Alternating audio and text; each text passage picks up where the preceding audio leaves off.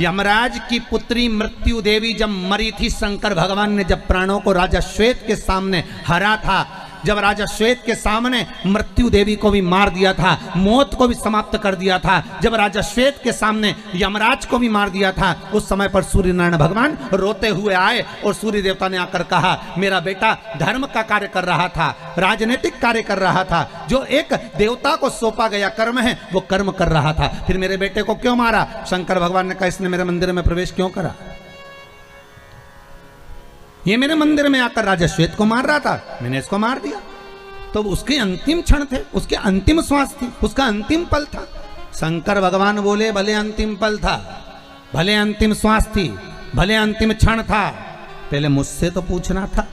मृत्यु लोक का देव अधिदेव महादेव अभी विराज रहा है, पृथ्वी के देव से पूछो क्या मैं इसको उठाकर ले जा सकता हूं? जब मेरी आज्ञा हो तब लेकर जाना, ऐसे कैसे लेकर चले जाओगे? इसलिए मैंने मृत्यु देवी को भी मार दिया, यमराज को भी मार दिया। सूर्य नारायण भगवान रोने लगे, भगवान विष्णु से कहा, मेरे पुत्र और पोती को जीवित करवाओ।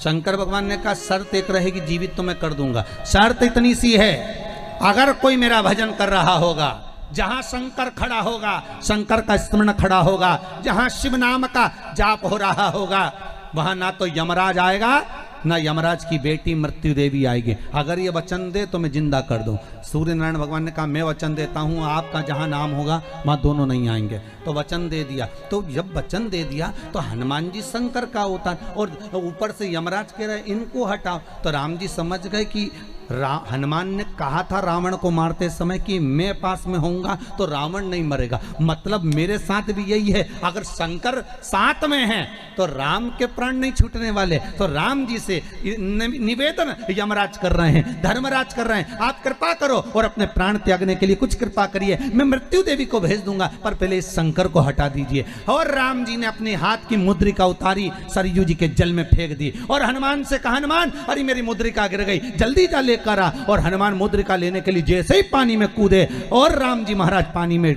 तुरंत अपने प्राणों को त्याग देते हैं। हनुमान जी जब लौट कर आते हैं तब हनुमान को लगा कि प्रभु मेरे सामने प्राण नहीं छोड़ सकते थे, इसलिए मुझे हटा दिया था,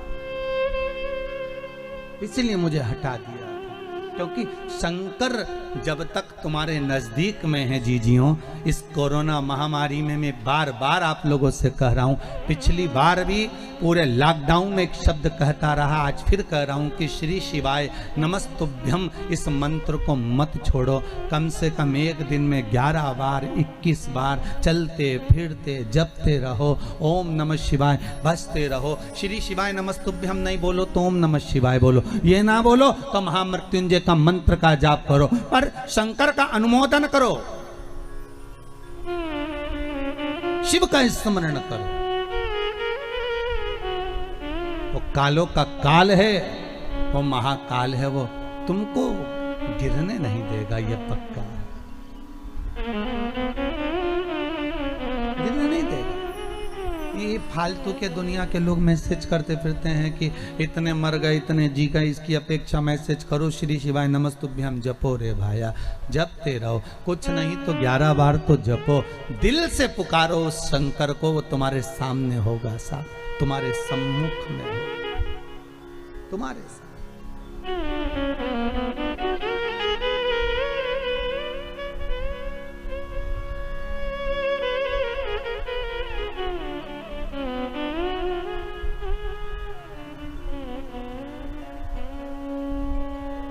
करो अनुष्ठान दिल से, देखो औषधि खाओगे तो थोड़ा तो फर्क पड़ेगा। अरे बोलो तो सही है कि गलत है? वो वैक्सीन लग रहा है, कम से कम उससे दवाई शरीर में रहेगी तो फेफड़ों पर तो कोरोना का असर नहीं पड़ेगा, इसलिए तो वैक्सीन लगाई गई। तो यही समझ लो कि एक वैक्सीन शंकर के नाम की है, जो एक बार लग जाएगी तो थोड़ा थोड़ा आराम लगना प्रारंभ होगा। शिव नाम में वो तत्व है।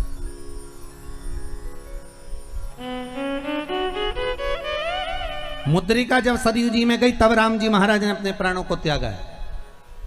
अगर शंकर पास में होते तो प्राण नहीं छोड़ पाते।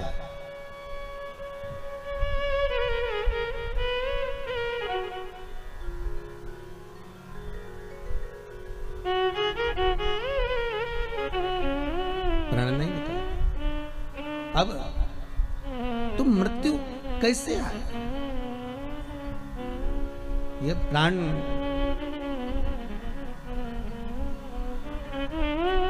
चरण का प्रहार लगा, संत की शरण में शनि महाराज गए। शनि महाराज ने देवऋषि नारद से कहा, फिर निवेदन है, आप नहीं कुछ कर सकते तो उस सतगुरु का स्मरण कर लो। जैसे शनि महाराज को लगा कि मेरे पांव में चोट लग गई, मेरा पांव टेढ़ा हो गया, मेरा पांव अब काम नहीं कर रहा, मैं एक पांव से कैसे चल पाऊंगा। तब शनि महाराज को लग गया कि अब कोई नहीं बचा सकता, अब कोई सदगुरु ही चाहिए, अब कोई संत ही चाहिए, अब किसी गुरु की शरणागति ही चाहिए। और ऐसे समय में कई बार ऐसा भी होता है कि हम गुरु तक नहीं जा पाते, कभी कभी ऐसा भी होता है कि हम गुरु के पास नहीं पहुंच पाते, कभी कभी ऐसा भी होता है कि हम गुरु के नजदीक नहीं पहुंच पाते। जैसे द्रौपदी का चीर खींचा जा रहा था, रो रही थी द्रौपदी, आंखों से आंसू भरकर द्रौपदी ने भीष्म पितामह से कहा, मैं तुम्हारे घर की बहू हूं, तुम तो लाज बचाओ। भीष्म पितामह कहते हैं, मैंने दुर्योधन के घर का अन्न खाया है, जैसा खाया अन्न वैसा हो गया मन, जैसा पियो पानी वैसी हो गई वाणी, जैसा पियो दूध वैसा बन गया बुध। गाय का दूध पियोगे तो गाय जैसे निर्मल रहोगे, थैली का दूध पियोगे तो थैली जैसे हो जाओगे, डब्बे का दूध पियोगे तो गोल हो जाओगे। इसलिए गौ माता के दूध का पान का वर्णन किया गया। अन्न का बड़ा प्रभाव है महाराज जी, बहुत ध्यान रखना पड़ता है अन्न खाने वाले को।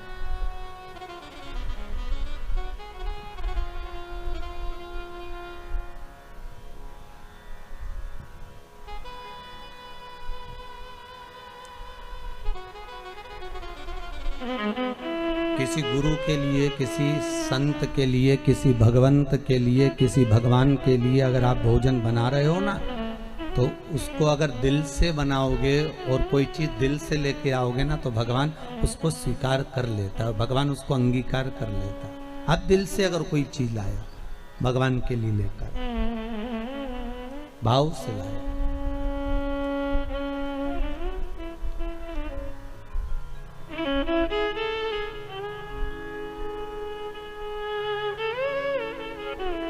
अब दुर्योधन तो बैठा है, दुशासन चीर खींच रहा है, द्रौपदी रोती बिलकती धृतराष्ट्र गांधारी के सामने जाकर खड़ी हो गई, कोई नहीं बचाया। आखिरी में द्रौपदी गुरु द्रोणाचार्य के पास में गई, मैं आपकी चेली हूं, आपने मुझे गुरु मंत्र दिया, कोई साथ नहीं देता, पर जिस गुरु ने मंत्र दिया है वो तो साथ देगा ना, आप तो साथ दो। गुरु द्रोणाचार्य मुस्कुराते हुए कहते हैं, रे द्रौपदी, इस सभा में जितने बैठे हैं कोई तेरा साथ नहीं देगा, मैं भी तेरा साथ नहीं दूंगा, क्योंकि मैं गुरु हूं, भले मैंने मंत्र दिया है, पर एक बात याद रख ले, गुरु भले साथ ना दे, पर जो मंत्र दिया है तुझको, तो उस मंत्र को जप, गुरु मंत्र जो मिला है उसको जपो। हम आपसे फिर कहें, तुम्हें शिव पुराण याद रहे ना रहे, आप शंकर की कथा, कई लोग ये भी पूछते हैं कि गुरुजी हम शिव पुराण सुनेंगे, और आप कहते हो कि शिव पुराण सुनना चाहिए, तो जब हमारे प्राण छूटेंगे तो जब तक तो शिव पुराण हम भूल ही जाएंगे, तो फिर प्राण छूटेंगे जब तक तो शिव पुराण शरीर में रहेगी ही नहीं, फिर मतलब क्या पुराण सुनने से? और आखिरी में कौन पुराण सुनाएगा? फिर तो गरुड़ पुराण सुनाएंगे, फिर कौन शिव पुराण सुना रहा? तो आपका क्या कहना है गुरुदेव?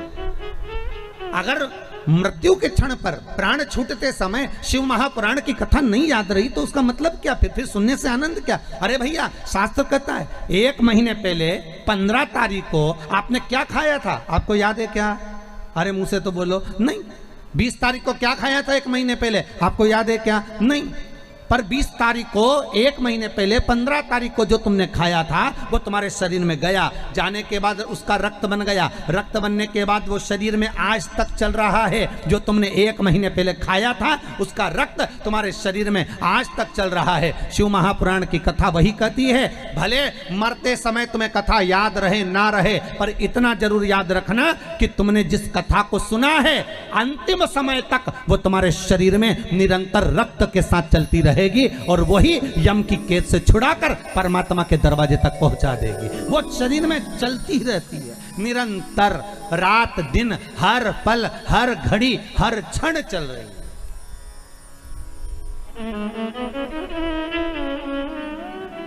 वो छूटती नहीं है।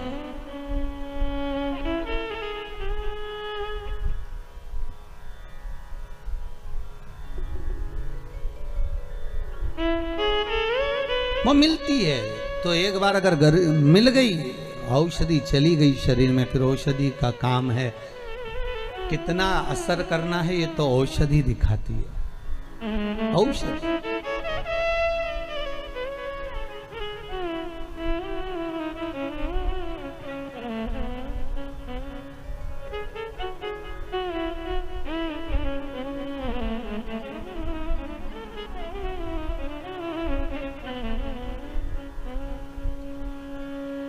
आप तो दिल से पुकारते रहो, आना नहीं आना ये उसका काम,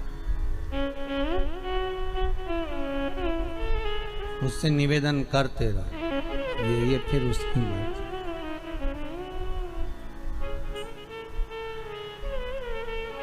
अच्छा, इतनी बड़ी कोरोना महामारी में अब करोगे भी क्या? डॉक्टर अपना काम कर रहा होगा, आईसीयू में ऑक्सीजन अपना काम कर रही होगी, वेंटिलेटर अपना काम कर रहा होगा, डॉक्टर सिस्टर अपना काम कर रहे होंगे। बार बार आप फ़ोन लगाकर डॉक्टर से भी बात नहीं कर सकते, वो भी बेचारा इतना टेंशन में पड़े हुए हैं, इतने लोगों को देख रहे हैं दिन भर रात भर, तो उनको भी तो लगता होगा कि ज़िंदगी क्या है। उनकी भी तो आंख भर आती होगी जब इतनी बॉडियों को, इतने स्वरूपों को देखते होंगे। तो आप क्या कर सकते हो? आप खुद भी तो माना नहीं जा सकते, तो इतना तो कर सकते हो कि भगवान का भजन कर ले।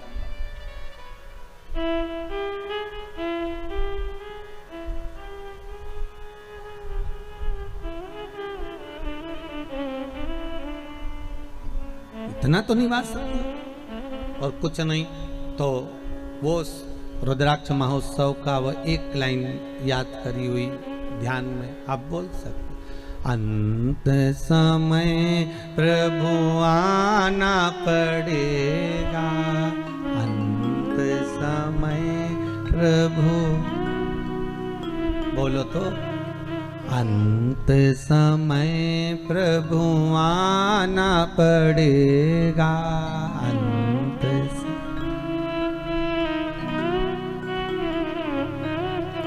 वादा किया तो निभाना पड़ेगा, वादा की तो आए ना आए प्रभु कुटुंब कबीला, आए ना आए प्रभु कुटुंब कबीला, अंत समय प्रभु आना पड़ेगा, अंत समय प्रभु वादा किया तो निभाना पड़ेगा, वादा। बस भगवान वही क्षण आप कथा सुनो, श्रवण करो, वो याद रहे ना रहे, भले आप भूल गए, पर वो है शरीर के अंदर, जिससे खाया हुआ शरीर में रक्त बनकर चल रहा है। शिव महापुराण हर पल, हर घड़ी, हर क्षण चल रही है, पर उसमें दिखावा नहीं होना चाहिए। जैसे ये छवि कृति राजा की जो कथा चल रही है, ये वही कथा चल रही, दिखावा नहीं होना।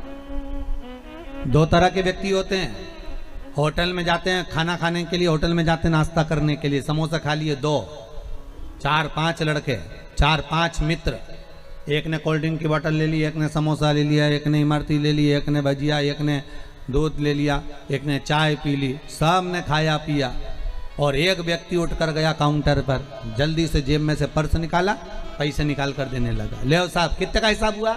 सबका हिसाब बताओ कितने का हुआ? साहब 52 रुपए हुए हैं, काट लो, ये लो पैसे। अब एक व्यक्ति वो है जो तुरंत उठकर गया और पैसे दे दिए, और एक व्यक्ति वो 4-5 जो खा रहे थे ना, वो बाद में आए, अरे रुक, हम दे रहे हैं, रुक जा, अरे रुक तो सही, अरे 2 मिनट रुक तो सही, मैं दे रहा हूं ना, अरे देने वाला है तो दे, नहीं दे, निकालो दे, पर नहीं वो इतना ही बोलता रहेगा, बार बार जेब में हाथ डालेगा। अरे रुक, तू रुक तो सही है, अभी रुक, मैं अभी निकाल रहा हूँ, तो दे रहा हूँ। अरे रुक, दुकान वाले लेना मत ही हो, रुक रुक, और ये कह दे, और अभी रुक 2 मिनट, और 1 घंटे तक तो जेब में से खींच रहा है, रुक तो।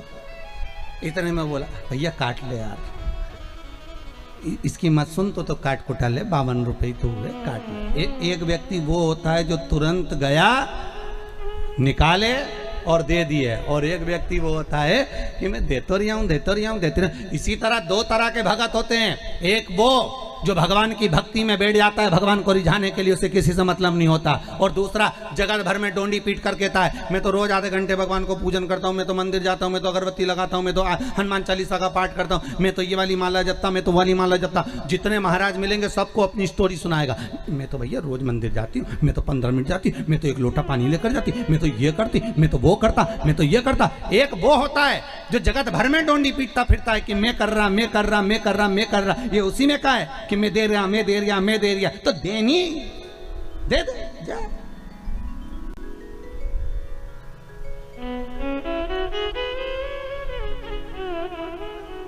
अरे बीमार पड़े तब मन में आया अब एक्सरसाइज करूंगा,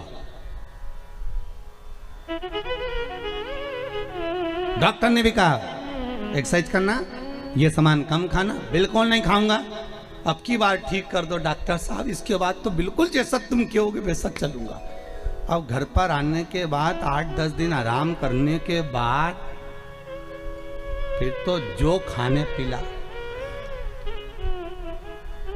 फिर तो पत्नी भी कह रही है थोड़ी योगा मोगा कर लो, एक्सरसाइज तू करिया जा, मेरा शरीर दिख रहा है योगा के लायक, तो खा लो, जा खा, शरीर ना दिख रहा।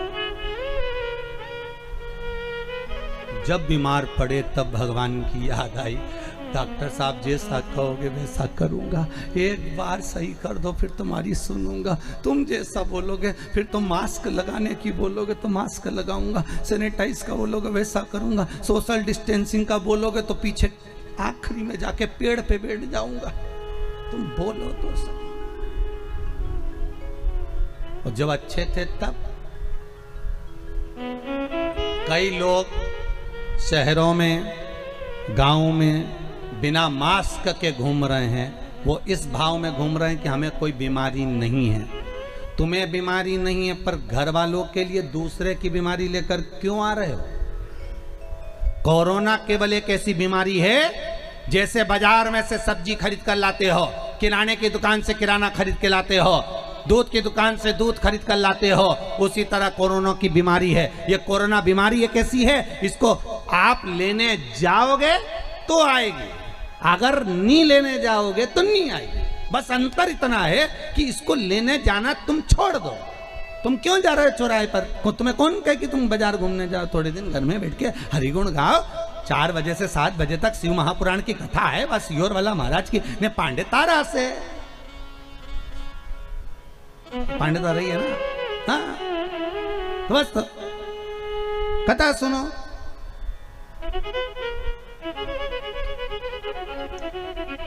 स्मरण करो, 3 घंटा कथा का भगवान भजन करो, और कथा अच्छी लगे तो सुनो, नहीं तो तुम्हारे हाथ में रिमोट रखा है ना, महाराज चेंज कर दो। टीवी पे तो घना महाराज आए, 2 मिनट में चेंज, दूसरा पकड़ लो कि ये महाराज आई दिया, चलो दूसरा महाराज देखेंगे। और महाराज नहीं आए तो कहीं की न्यूज देख लो। पर कथा सुन लोगे तो तुम्हारी न्यूज नहीं बनेगी, ये पक्का, ये तो पक्का। कथा सुन लो, बस स्मरण कर लो। महाराज राम नाम के हीरा मोती में बिखलाऊं गली गली, ले लो रे कोई राम का प्यारा। आगे क्या है? शोर मचाऊं गली गली। ये तो बिखेर रहा है, कहीं योग बना होगा भगवान का जो मिल रहा है, डालो।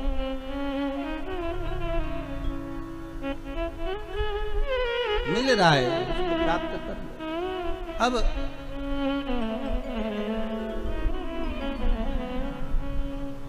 अंतिम क्षण शनि महाराज मन में सोचे कि मैं गुरु की शरण जाऊंगा। माता का अपमान कर दिया, लात मार दी, पांव टूट गया और अब गुरु की शरण जा रहे हैं। वही हाल है। खूब कहा था अच्छे से रहिए, क्रोध पर संयम रखिए।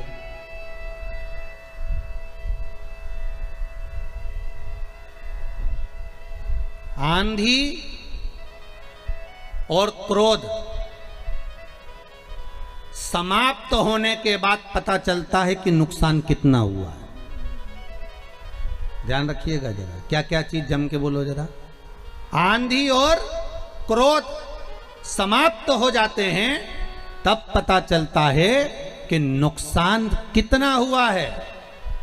आंधी आती है, हजारों मकान छपड़ा सबको उड़ाकर चली जाती है, सबको नष्ट कर कर चली जाती है। और क्रोध आता है, 10 मिनट का, 5 मिनट का, 15 मिनट का क्रोध सब घर को अस्त व्यस्त कर देता है। पत्नी, बच्चे, बड़े, सबको। पत्नी को क्रोध आता है तो पति, बच्चे, सबके ऊपर असर करता है। और पति को आया तो वो भी यहीं से मतलब नहीं होता, सब जगह, सब जगह।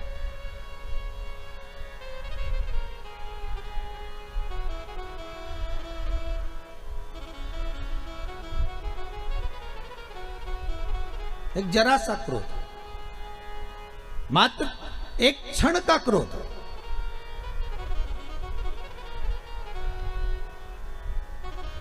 अब एक बहुत सुंदर प्रसंग था कि एक ऑफिस से एक भैया आ रहे थे, उनको घर पर से एक पत्नी से झगड़ा कर कर आ रहा था और झगड़ा कर कर आया और उसने झगड़ा करते करते जैसे बाहर निकला तो सामने कुत्ता बैठा तो उसमें एक लात धर के गुस्से के कारण। कुत्ता भागते भागते गया तो दूसरे व्यक्ति को काट लिया।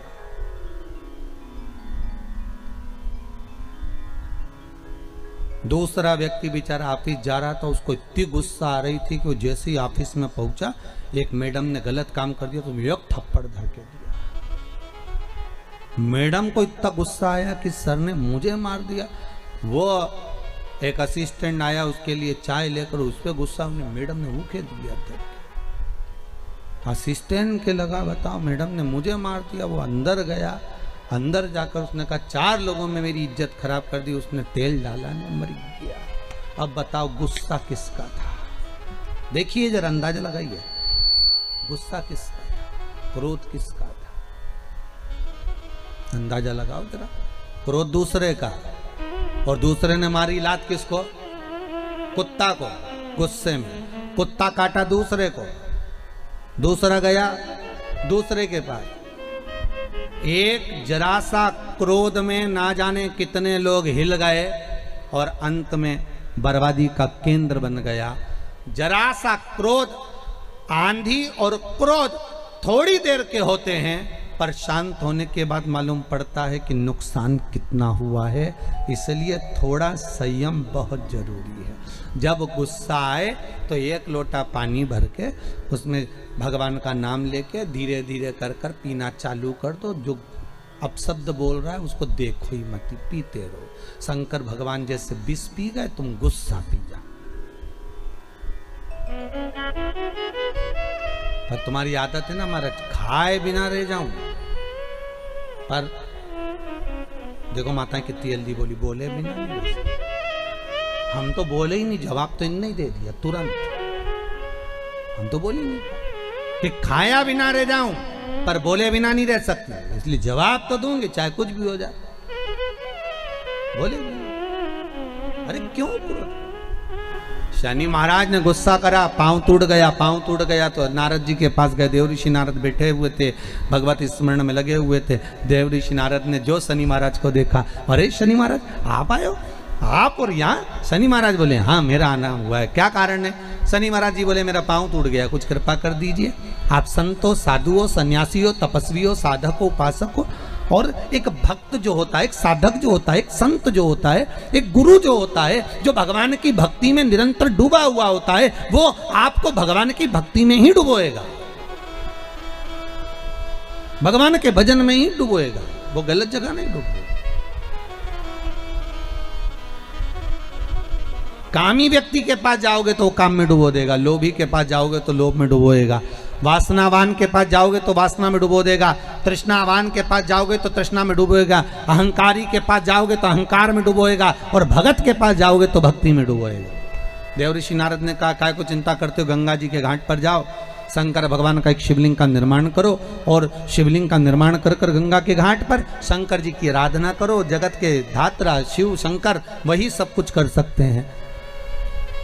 मनुष्य के शरीर के जितने अंग हैं, मानव शरीर में जितने अंग हैं, कहते हैं इनका एक अलग अलग देवता है। प्रत्येक अंग का एक अलग अलग देव है, और सारे अंगों का अलग अलग देव है। सारे अंगों के देवताओं पर कंट्रोल करने वाला शंकर है, भगवान शिव ओघड़दानी त्रिकालदर्शी कैलाशी। शरीर के किसी भी अंग में अगर चोट लगती है, किसी भी, एक बच्ची ने लिखा है कि कोई माता ने कि मेरा नाम साधना पांडे है, भदोही जिला दुर्गागंज से आए हैं। कहाँ बैठी हैं साधना दीदी? पत्र भेजा है उन्होंने, साधना पांडे हैं, भदोई दुर्गागंज से हैं कोई। आप ही हैं? अच्छा, इस बालक के साथ में आए। आपने लिखा था ये बालक जो है 5 वर्ष तक ठीक था, 5 वर्षों के बाद में धीरे धीरे धीरे धीरे इसका शरीर बेकार होता चले गया। अभी भी आपकी गोदी में ही है वो। दिल्ली तक, मुंबई तक इस बच्चे को दिखा दिया, पर कहीं आराम नहीं मिला। पर शिवरी नारायण में कथा जो थी उसमें चंपेश्वर महादेव का उपाय आपने करा है। उसके बाद बच्चे ने धीरे धीरे हाथ की हथेली खोलना प्रारंभ कर दिया है। अब हथेली खुलने लगी इसकी। अगर बाबा ने इसकी हथेली खोल दी है तो ये भी पक्का है कि धीरे धीरे ये बच्चा शरीर संभाल लेगा, और बाबा चाहेगा तो चरण जरूर लेगा। उस पर विश्वास रखिए। अगर इतना बाबा ने करा है तो उसको उस लायक जरूर करेगा बाबा। उस पर विश्वास रखो, भरोसा रखो। शंकर पर अगर हम बस इतना जरूर करिए, आपसे निवेदन है कि आप अगर अपनी पूजन में जब जब बैठें, जब जब शंकर की आराधना करें, एक लोटा पानी भी चढ़ाएं, एक फूल भी चढ़ाएं, तो प्रयास करना कि इस बच्चे का नाम और गोत्र बोलकर ही चढ़ाएं। प्रयास करिएगा। बाबा का नाम अगर लेकर चढ़ाएं तो बाबा कामना पूर्ण करें। एक एक अंग, मनुष्य का प्रत्येक अंग, प्रत्येक अंग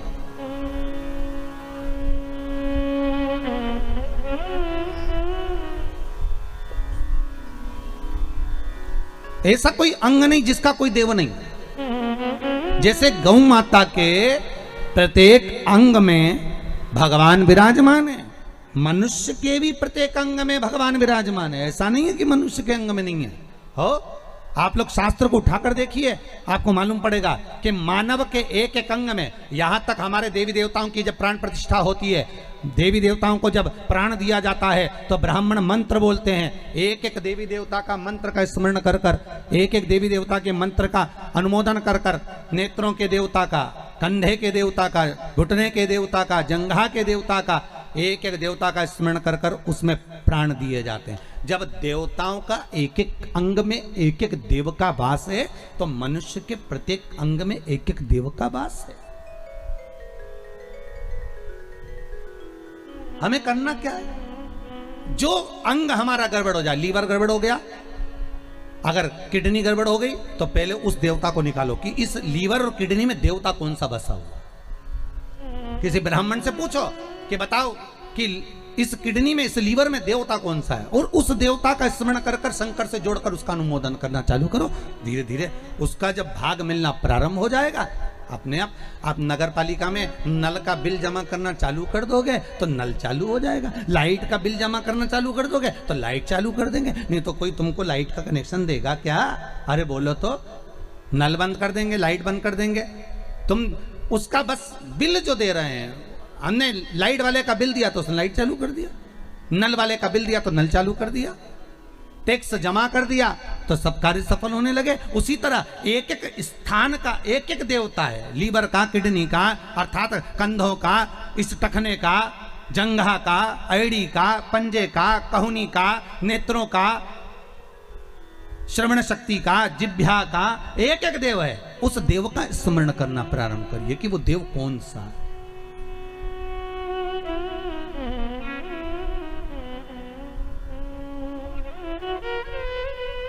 उस देव का स्मरण। सारे देवी देवताओं में केवल एक ही देव है, देव अधिदेव महादेव, जिनके ऊपर जल चढ़ाया जाता है, दूध चढ़ाया जाता है, पंचामृत चढ़ाया जाता है, तो उस शिवलिंग को दोनों हाथों से मला जाता है। कितने हाथों से मलते हैं? अरे जम के बोलिए जरा। दोनों हाथों से। पास में जो बैठा रहता है पति, वो जल चढ़ा रहा है, या पत्नी जल चढ़ा रही है, या कोई वस्तु चढ़ा रहा है, और दोनों हाथों से शिवलिंग को मला जा रहा है।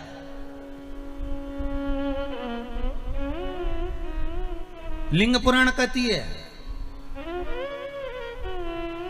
कि शंकर भगवान के शिवलिंग पर कोई वस्तु चढ़ाकर उसको मली क्यों जा रही है, उसका स्मरण, उसका घर्षण क्यों किया जा रहा है। तो लिंग पुराण कहती है कि शंकर पर जो पदार्थ हमने चढ़ाया है, जो वस्तु चढ़ाई है, जो दूध चढ़ाया, जो दही चढ़ाया, जो पंचामृत चढ़ाया, उसका जब हम घर्षण करते हैं, शंकर का शिवलिंग में संपूर्ण शिव जी का श्री विग्रह विराजमान होता है। तो हमारे रोग, हमारी बीमारी किस जगह पर है? जब हम शंकर के शिवलिंग का घर्षण करते हैं तो उससे हमारी बीमारी धीरे धीरे समाप्त होने लगती है, धीरे धीरे समाप्ति।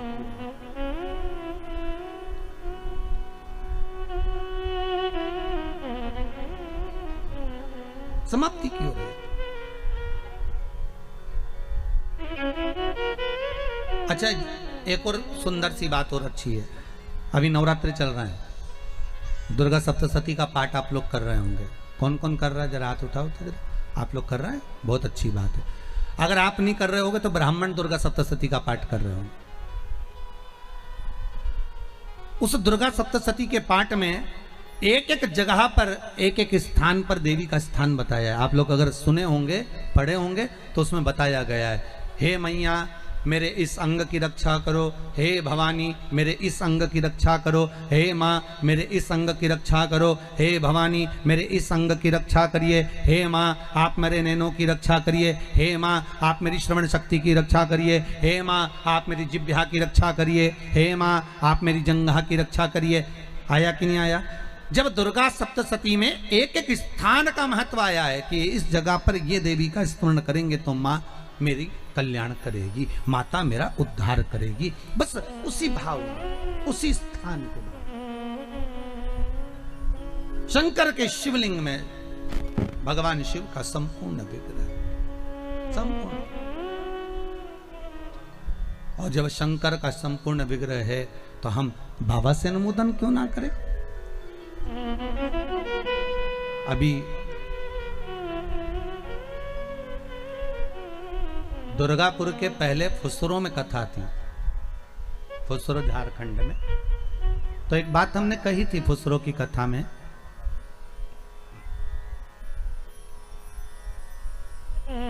कि जिस व्यक्ति को शरीर में बहुत कष्ट रहता हो, बहुत ज्यादा कष्ट अगर शरीर में रह रहा हो, तो मक्खन, थोड़ा सा गाय के दूध का माखन निकालकर शंकर के शिवलिंग पर जो व्यक्ति बीमार रहता है उस व्यक्ति का स्पर्श कर। अभी तो खैर कोरोना महामारी चल रही है तो मंदिर भी सारे बंद हैं, पर प्रयास करा करो उस मक्खन का लेपन। जब ये कोरोना महामारी समाप्त हो जाए तब माखन का लेपन शंकर के शिवलिंग पर करना प्रारंभ करो, श्री बिजलेश्वर महादेव का नाम लेकर। कौन से महादेव का नाम लेना है? श्री बिजलेश्वर महादेव।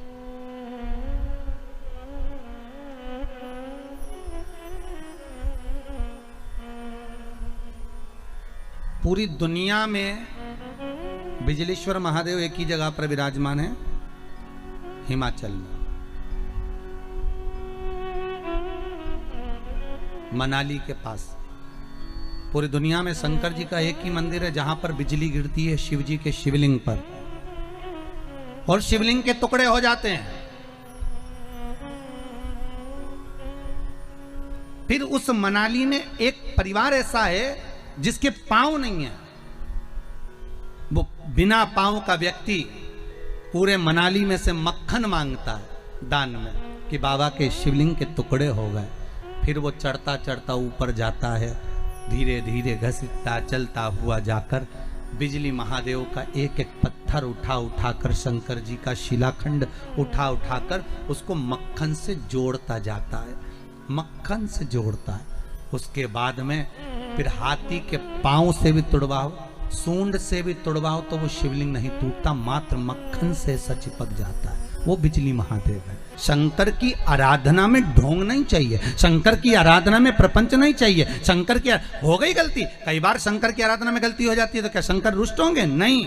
शंकर अगर देख लेंगे कि 50 दिन अच्छा काम करा है इसने, एक दिन गलती भी कर दी तो बाबा स्वीकार कर लेगा। पर बाबा से बस मन आपका पवित्र होना चाहिए, इच्छा आपकी पवित्र होना चाहिए, आपके भीतर अहंकार, काम, लोभ, विषय, वासना, आसक्ति, तृष्णा, अहंकार नहीं होना चाहिए। भगवान उसको स्वीकार कर लेगा।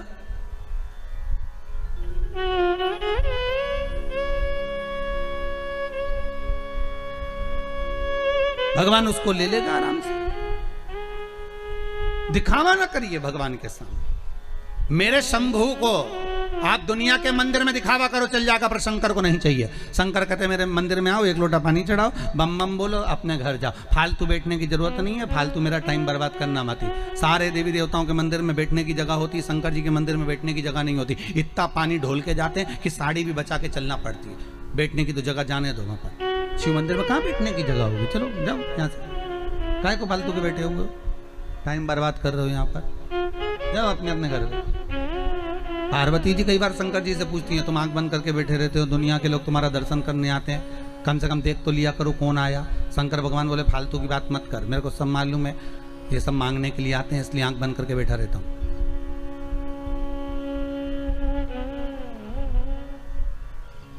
पार्वती जी बोली ऐसा कोई होता है क्या? शंकर भगवान बोले तेरी पड़ोसन क्या करके देख ले, रोज पड़ोसन क्या जाना, जीजी की जरा एक कटोरी घी दे दे, जीजी जरा तेरी चप्पल दे दे, जीजी तेरा जरा सा मोबाइल दे दे, जीजी तेरा थोड़ा सामान दे दे। रोज रोज मांगने जाओगे तो पड़ोसन भी दरवाजा बंद कर लेगी, तो मैं तो आंख ही बंद कराऊं। तो आंख कब खोलोगे? शंकर भगवान बोले जो मेरे लिए आएगा तो आंख खोल लेता हूँ। मैं जानता हूँ मेरे भगत को कि ये मेरे लिए आता, मांगता कुछ भी नहीं है, बस आता ही है, दूध चढ़ाएगा, जल चढ़ाएगा, बेलपत्री चढ़ाएगा। और ऐसा बावरा कभी कभी बेलपत्री भी नहीं लाता, तो झाड़ू पोछा लगाकर हाथ धोने के बाद जो पत्ती पत्ती मिल जाती है उसी को धो के चढ़ा के चले जाता है। ये भगत है मेरा, ये भक्त है, इसको दिखावे से मतलब नहीं है।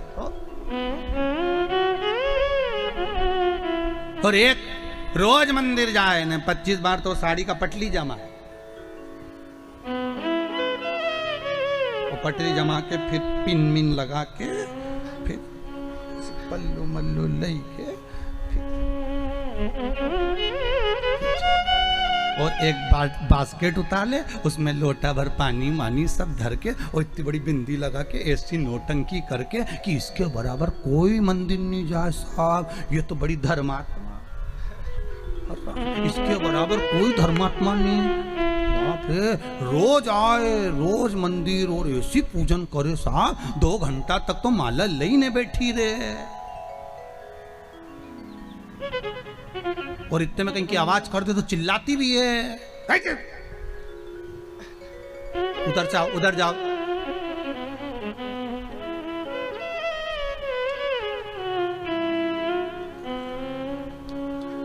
तो वो चिल्लाती भी है। तो अब बताओ वो चिल्लाने में लगी कि माला में लगी? अरे बोलो तो सही, चिल्लाने।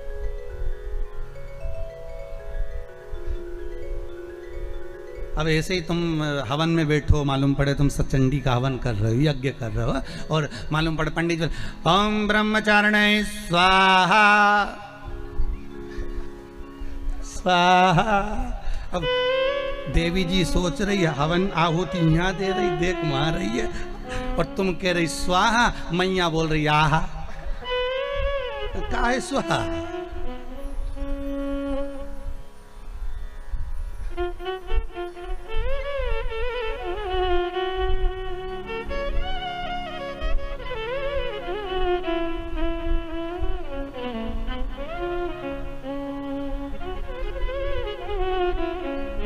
पति भी हवन में बैठा तो बोले पत्नी से पूछ लिया चाय पी ली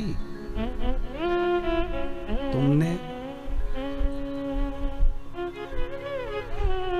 वो पूरा साज सजा के हो बढ़िया, हमारे पाँव से ऐसा बैठे तो यहाँ तकिया फंसा है सुते और सामान रखो करके स्वाहा स्वाहा। माता रानी भी सोचे जी मेरा हवन कर रही मुझे ही देख ले।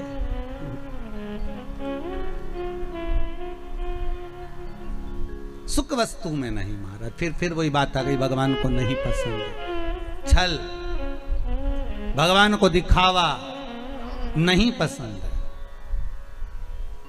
नहीं चाहिए चांदी की थाली में भोजन भगवान शंकर को, नहीं चाहिए शंकर भगवान को सोने की अटारियां। ऐसे सोने के महल तो शंकर भगवान लंका के राजा रावण को दिया थे, ले तू इधर ले ले। हाथ में कड़ा था, उतार कर भस्मासुर को दे देते, ले जिस पे हाथ रखे वो ही भस्म। भस्मासुर ने सोचा प्रैक्टिकल ही कर लो, शिव जी के पीछे पड़ गया। शंकर भगवान भागे, भगवान विष्णु के पास पहुंचे। भगवान विष्णु ने पूछा क्या हो गया? कि भस्मासुर आ रहा है। तो के उसको वर किसने दिया? तो कि मैंने ही दिया। तो किसको भस्म करने आ रहे? तो कि मेरे को ही आ रहा है। भगवान विष्णु बोले तो थोड़ा तो विवेक से काम करा करो, हर किसी को हर कोई सा आशीर्वाद दे देते। शंकर भगवान बोले हमारा नाम भोला, हम तो भोला, इसलिए तो नाम भोला पड़ा कि हर कुछ को हर किसी को जो मन पड़े वो वर दे दे। एक चोर शंकर जी के मंदिर में चोरी करने गया, स्टूल नहीं था, टेबल नहीं थी, कुर्सी नहीं थी, शंकर जी के शिवलिंग पे चढ़ गया। शंकर जी वहीं प्रसन्न हो गए, मांग तुझे क्या चाहिए? उसने कहा भोलेनाथ कभी तो प्रसन्न नहीं हुए, शिवरात्रि पे सावन में कभी प्रसन्न नहीं हुए, आज कैसे हुए? शंकर भगवान बोले लोग जल चढ़ाए धतूरा चढ़ाए, तू तो पूरा ही चढ़ गया, बड़ी कृपा करिए, इससे बढ़कर करुणा तू तो मांग ले, तेरे को क्या चाहिए? शिव बड़ा दया, उसका नाम ही भोला। अब देवऋषि नारद पूछ लिए क्या हुआ क्या है? तो क्या महाराज जी मेरा पांव ठीक करा दो। तो पांव ठीक कराना है तो शंकर का स्तमन करो, गंगा के घाट पर जाकर शिवलिंग का निर्माण करो, उस शिवलिंग का निर्माण कर कर उसकी आराधना करिए, ठीक है। और उसकी आराधना में जब शंकर भगवान की आराधना में शनि महाराज डूब गए, ऐसी आराधना शनि महाराज ने करी कि शंकर भगवान प्रसन्न हो गए।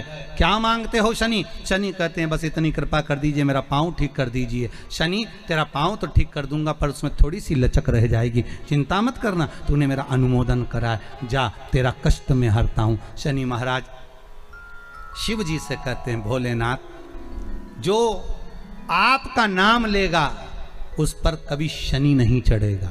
अब दिक्कत ये हो गई कि ये छवि कृति जो राजा था ये शंकर की आराधना करने वाला और शनि महाराज ने इसको मार दिया। कथा वहां चल रही है कि टेंशन ये कहां से आ गया कि शनि महाराज इसको कैसे मार सकते।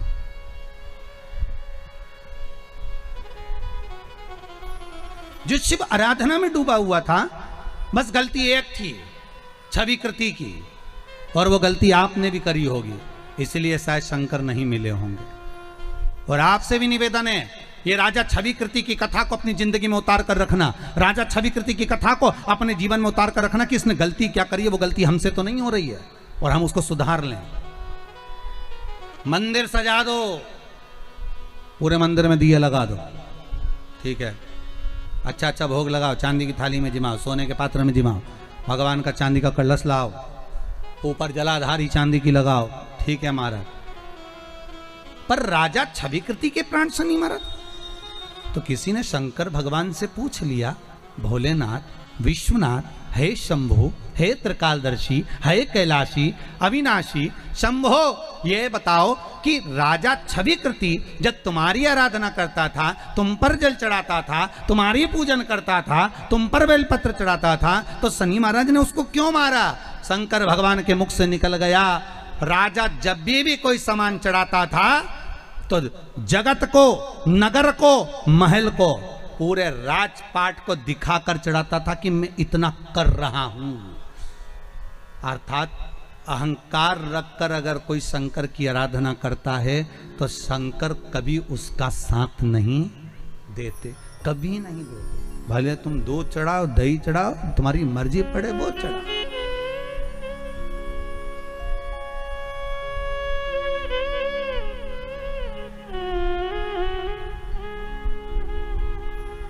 तुम्हारा मन पड़े वो चढ़ाइए। आप शिव की आराधना में अगर कुछ भी चढ़ा रहे हो तो शंकर को वो मतलब नहीं है कि तुम क्या चढ़ाओ। शंकर को तो ये भाव चाहिए कि तुम दिल से समर्पित हो रहे हो, तुम दिल से चढ़ा रहे हो, तुम दिल से अनुमोदन कर रहे हो, तुम दिल से स्मरण कर रहे हो।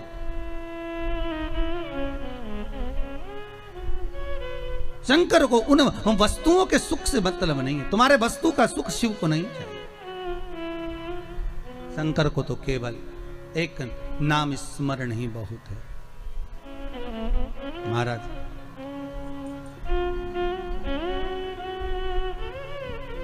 केवल नाम स्मरण।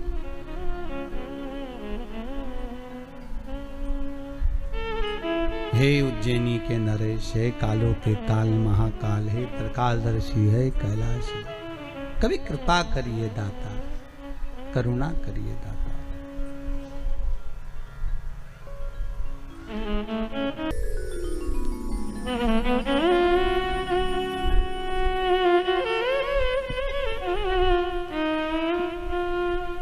कोई तुम्हारे दिखावे की सामग्री शिव को नहीं चाहिए। एक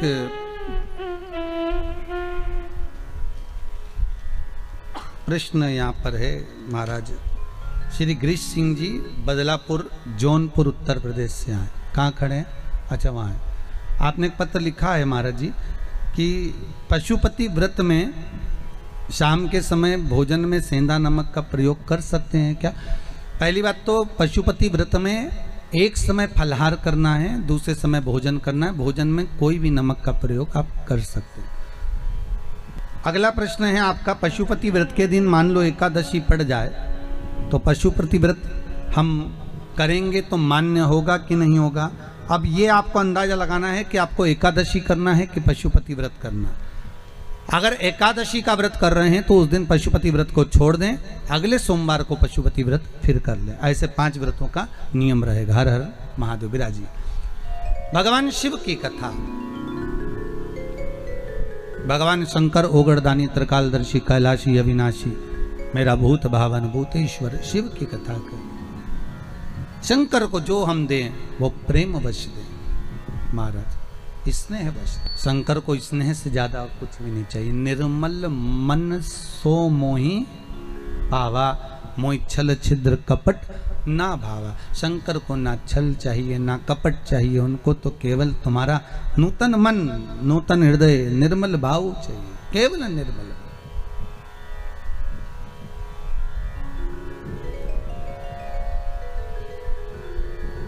केवल एक तुम्हारी चित्त वृत्ति साफ है, निर्मल। शिव महापुराण की कथा कहती है भगवान शिव माता जगतजननी जगदम्बा पार्वती के साथ में जब विवाह करते हैं, मां आद्य शक्ति जगदम्बा, जगतजननी दुर्गा भवानी माता पार्वती मैनावती के गर्भ से प्रकट होती है। मैनावती के गर्भ से। देखिए पहले भी कथा में कहा, फिर कहते हैं मैना, धन्या और कला, ये 3 पितरों की बेटियां महाराज।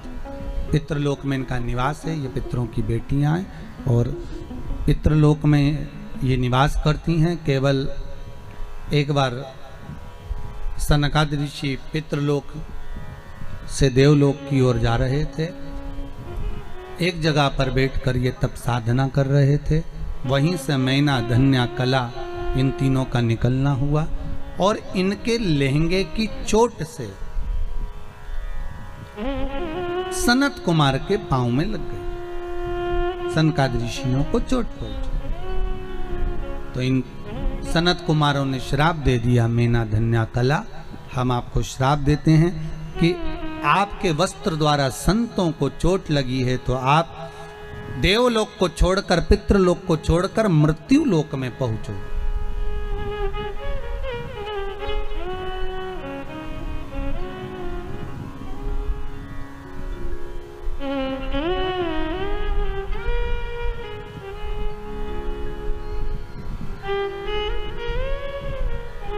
अब तुम्हें पितृलोक में नहीं रहना है, अब तुमको मृत्यु लोक में रहना है। तीनों देवियां रो पड़ी, आंखों से जल बहने लगा।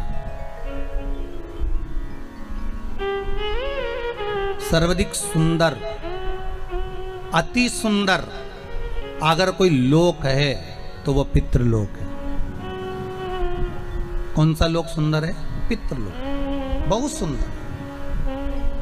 क्योंकि पितृलोक इसलिए सुंदर है क्योंकि नीचे मृत्युलोक में जब आप लोग कथा श्रवण करते हैं ना, चाहे आप टीवी चैनल के माध्यम से सुन रहे हो, चाहे आप फेसबुक यूट्यूब के माध्यम से सुन रहे हो, रात्रि को भले आप 15 मिनट भी अगर मोबाइल पर भी कथा सुन रहे हो या आप टीवी चैनल के माध्यम से कथा सुन रहे हो, शिव महापुराण की कथा जितनी देर आप पंडाल में बैठकर सुनो, चाहे टीवी पर सुनो, चाहे मोबाइल पर सुनो, जितनी देर तक आप शंकर की कथा को श्रवण करते हो, गर्ग संहिता कहती है,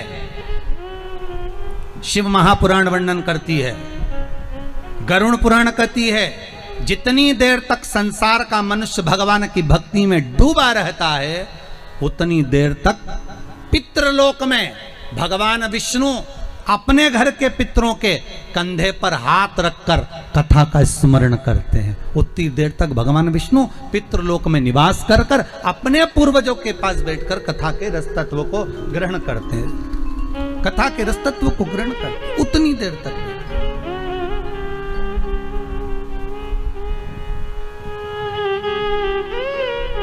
अब अंदाजा लगाइए आप लोग कितनी बजे कथा में आए हो। और कई लोग तो टीवी के सामने अगर इंतजार करते रहते, जैसे ही 4 बजे बच्चों को कह के रखते हैं बस 4 बजे टीवी चालू करो, कथा आ रही हो, किसी और वाला महाराज बैठा है कथा बात रहे हो, चालू करो जरा कथा, लगाओ जरा आस्था टीवी लगा दो, चालू करो जरा, चालू कर दीजिए। शिव महापुराण की कथा कर रही है। जितनी देर तक आप सत्संग में डूबे हुए हो, वही बात आ गई ना, जिसको मनुष्य चुनता है वो संसद में जाकर बैठता है और जिसको शिव चुनता है वो सत्संग में जाकर बैठता है। ये शंकर ने चुना है, आप कोई दूसरा चुनने वाला नहीं है, शंकर चुना। तो पितृलोक इतना सुंदर लोक है जहां पर भगवान विष्णु हर पल, तो पितृलोक में जितने भी पितर रहते हैं ना, इनको भगवान विष्णु का दर्शन हर आधे घंटे 1 घंटे में होता रहता है, क्योंकि कोई ना कोई कथा सुनता ही रहता है। तो कथा सुनते रहते हैं तो उनके पितरों से भगवान विष्णु मिलने आते हैं। तो जितने लोग पितृलोक में रहते हैं भगवान विष्णु सबसे मिलकर जाते हैं। इससे बढ़कर खुशी क्या होगी? कोई अध्यक्ष आया, कोई उपाध्यक्ष आया, कोई CM आया, कोई PM आया, आपके गाँव में आया, जब एक से मिलने आया तो सबसे मिलकर अगर और साहब बढ़िया आनंद में, तो हाय बाय तो हो ही गई ना कम से कम। कि विधायक साहब आए, सांसद साहब आए तो मिलकर गए एक से, परंतु सबसे मिलना हो गया, उनका हाय बाय हो गई कि हाँ सबसे मिलनी। तो भगवान विष्णु जितनी बार भी पितृलोक में आते, कोई कथा सुनता मिलता और भगवान विष्णु को पितृलोक में जाना पड़ता। कई बार तो लक्ष्मी जी ने भी पूछ लिया, तुम दिन भर गायब रहते हो, कहाँ चले जाते हो? भगवान विष्णु बोले, पृथ्वी पर लोग खूब कथा सुन रहे हैं, जितने लोग कथा सुनते हैं तो इनके पितरों के पास जाकर मुझे बैठना पड़ता है आशीर्वाद देने के लिए, उनकी पीठ थपथपाने के लिए कि तुमने अच्छा काम करा, तुमने निर्मल कार्य करा। उनकी पीठ थपथपाने के लिए मुझे बैठना पड़ता है, उनके स्मरण के लिए मुझे बैठना पड़ता है। अगर आज स्वर्गीय श्री राज बहादुर सिंह जी के ये पुत्र कथा करवा रहे हैं, तो स्वर्गीय श्री राज बहादुर सिंह जो पितृलोक में विराजमान होंगे और उनके साथ में उनके जो पूर्वज होंगे, दादा परदादा के भी स्मरण करने वाले जितने भी होंगे, उनकी पीठ पर स्वयं भगवान नारायण हाथ रखकर कह रहे होंगे कि तुम्हारे पुत्रों ने कोई अच्छा काम करा और एक सत्कर्म कर दिया। ये उनकी पीठ पर हाथ रखकर थपथपाया जाएगा कि कोई देव कार्य किया गया, शंकर की कथा का अनुमोदन कराया गया, शिव महापुराण का रसतत्व ग्रहण करवाया गया।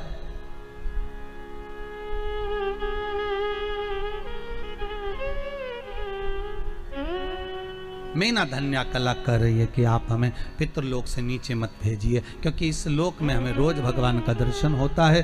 अगर हम भगवान का दर्शन कर पाते हैं तो पितृलोक में कर पाते हैं, नीचे जाएंगे तो हमें दर्शन कैसे मिलेगा? इसलिए हमको इस लोक में वापस भेज दीजिए। भगवान कहते हैं सनत कुमार ऐसा नहीं हो सकता, तुम्हें पितृलोक को छोड़ना पड़ेगा, मृत्यु लोक में जाना पड़ेगा। मृत्यु लोक में हम जाएंगे तो हमारा कल्याण कैसे होगा? भगवान ने तुरंत कहा, देवियों तुम जब मृत्यु लोक में जाओगे तो तुम्हारे गोद में 3 देवियां खेलेंगी। मैना की गोद में पार्वती, धन्या सुनैना बनेगी जिनकी गोद में सीता, कला कीर्ति बनेगी जिनकी गोद में राधा। ये 3 खेलेंगी और ये तीनों संपूर्ण विश्व का कल्याण करेंगी। इन 3 देवियों के प्रकट होने से संपूर्ण ब्रह्मांड आनंदित होगा, संपूर्ण ब्रह्मांड।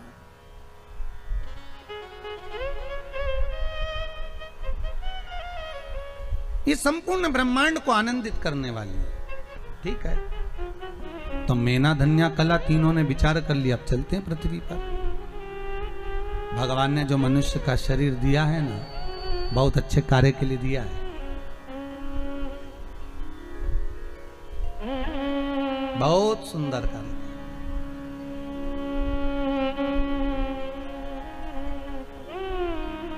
आज कितनी प्रसन्नता का विषय होता होगा महाराज।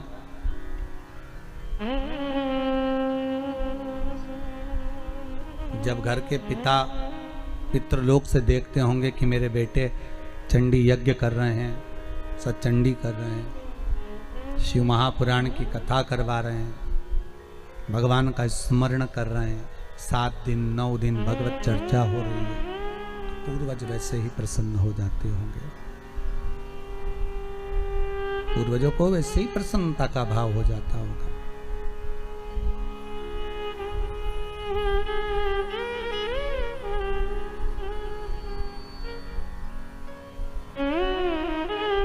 बड़े प्रसन्नता महाराज। एक बात अच्छे से सुन लीजिए, ध्यान रहेगा आपको। जब हमारे यहाँ पर बच्चा होता है ना, हमारे यहाँ पहले पहले लड़का वगैरह होता है ना, तो ढोल बैंड बाजा बजता है। आपके गांव में ऐसा है कि नहीं पता नहीं, परंतु वो है ऐसा। तो बच्चा होता है तो बड़ा ढोल बैंड बाजा बजता है। शिव महापुराण की कथा और गरुड़ पुराण कहती है, मृत्यु लोक में किसी के घर में बच्चा होता है पहली बार तो ढोल नगाड़ा बैंड बाजा बजता है। पितृलोक में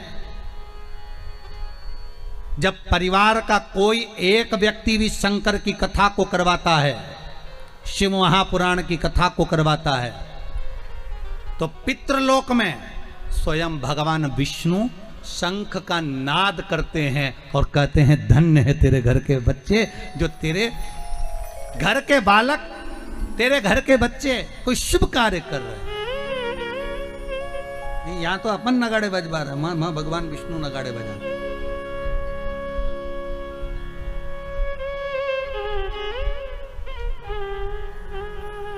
वह आनंद का भाव ही दूसरा होता। महाराज, मैना माता की गोद में पार्वती मैया आ गई। पार्वती मैया सुंदर स्वरूप था मां का। नारद जी ने प्रसन्न भाव में कह दिया, बालक होगा, इसको जो पति मिलेगा भस्मी रमाने वाला, जटाजूट बांधने वाला।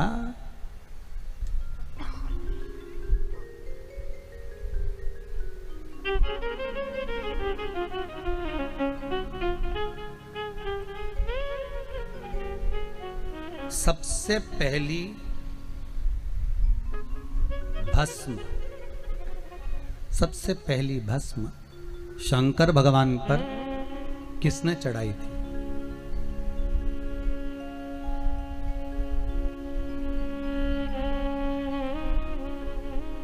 जल्दी उत्तर दो सब लोग मिलके, बोलो रे पांडे तारा वालों, अच्छे से बोलो जरा।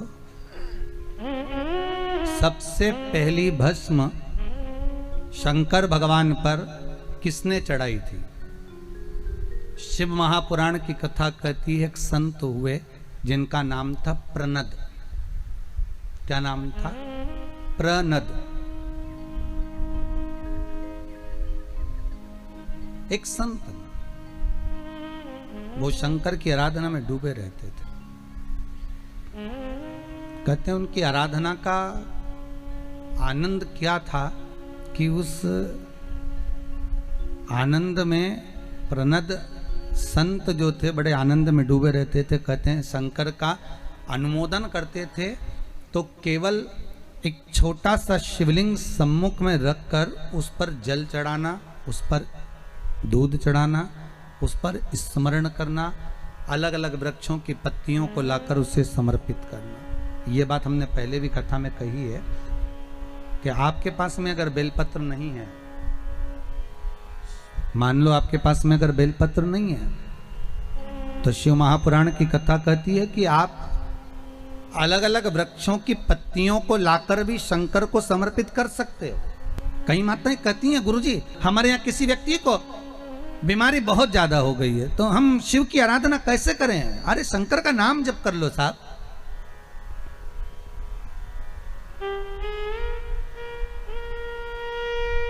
मंदिर भी नहीं जा सकते तो शिव का स्मरण तो करो, और अगर बेलपत्री ना मिले तो दूसरे वृक्ष की पत्ती ही समर्पित कर दो, पर करो।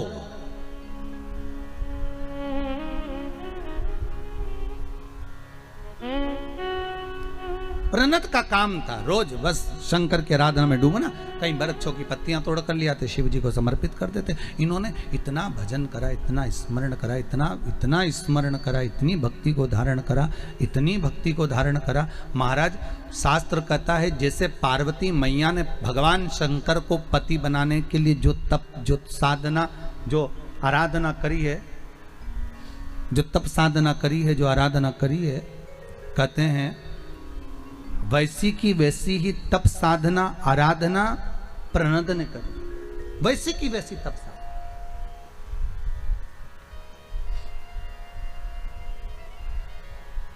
और बहुत ध्यान देना महाराज, कलिकाल के लिए वर्णन करेंगे। शंकर को रिझाने के लिए कौन से कलर के कपड़े पहने उससे मतलब मत रखना। शंकर को पाने के लिए कपड़ा बदलने की जरूरत नहीं, शंकर को पाने के लिए मात्र कलेजा बदलना है, केवल कलेजा। शिव मिल जाएगा।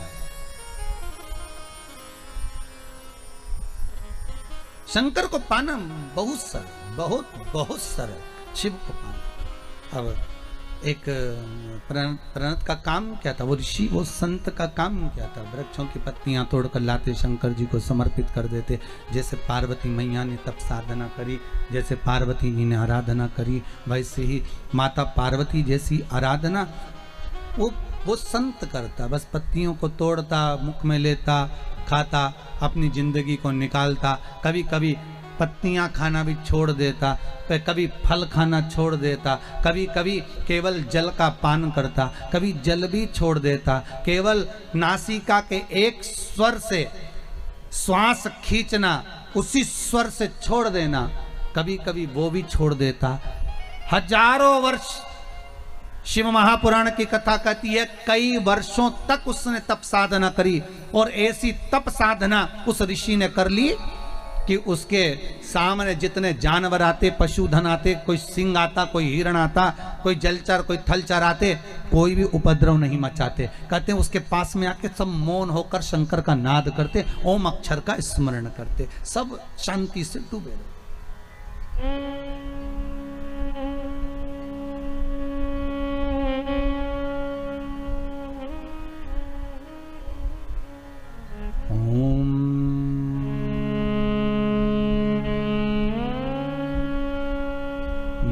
नमः शिवाय।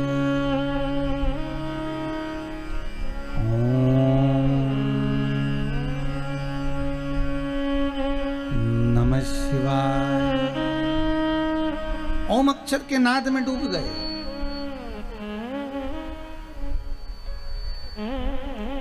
एक दिन प्रणत पत्तियों को खाने वाला वो संत, वो ऋषि फल और पत्ती के सिवा कुछ नहीं खाता था। शंकर भगवान भी उससे इतने प्रसन्न थे कि जब ये जल चढ़ाता था शंकर जी सामने आ जाते थे।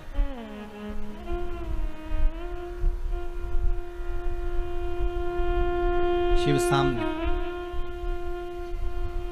एक दिन किसी वृक्ष की पत्तियां तोड़ने के लिए गया, उंगली में चोट लग गई, चोट लगी, रक्त जमीन पर गिरना था। शरीर में क्या होता है? रक्त। पर प्रणत के उंगली कटने पर रक्त नहीं निकला, वृक्षों की पत्तियां और जो फल खाए थे उसका रस निकल रहा था। पत्तियों का रस, फलों का रस निकल रहा।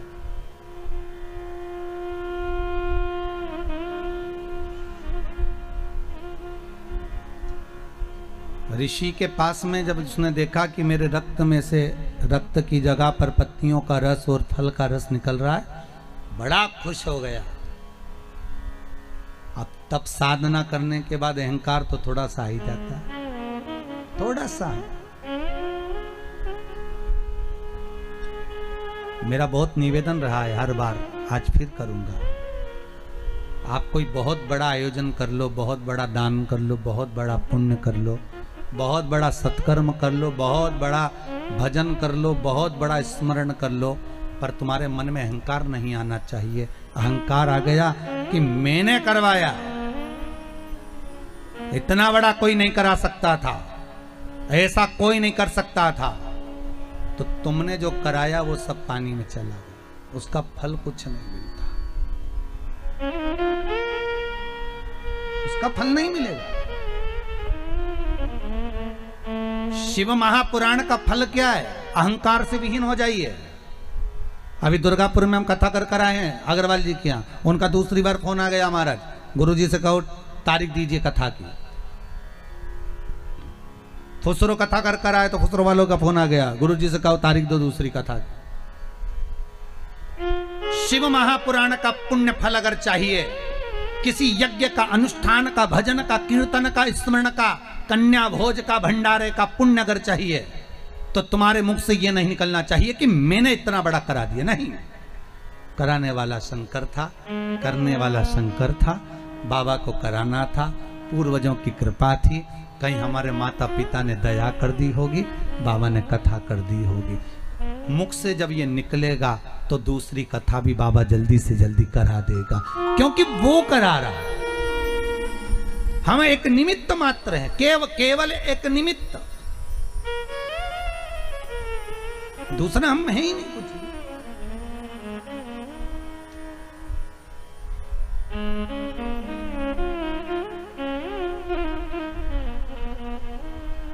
हम तो केवल एक निमित्त मात्र था। हमारे मेरे हाथ में से अब रक्त की जगह रस निकल रहा है। प्रणत को प्रसन्नता हो गई, ठहाका लगाकर हंसने लगा, खूब हंसा, खूब हंसा। अब उसको क्या हो गया था? धीरे धीरे जो संत का भाव था, तब साधना थी, भजन कीर्तन था, सब कुछ करा, पर थोड़ा सा उसको क्या आ गया था? जम के बोल दो, क्या आ गया? अहंकार आ गया कि मेरे शरीर से रक्त गायब हो गया। अब मुझ में इतना तप बल आ गया कि मेरे रक्त की जगह इन पत्तियों का, इन फलों का रस गिर रहा है। इन पत्तियों का रस गिर रहा, इन फलों का रस गिर रहा।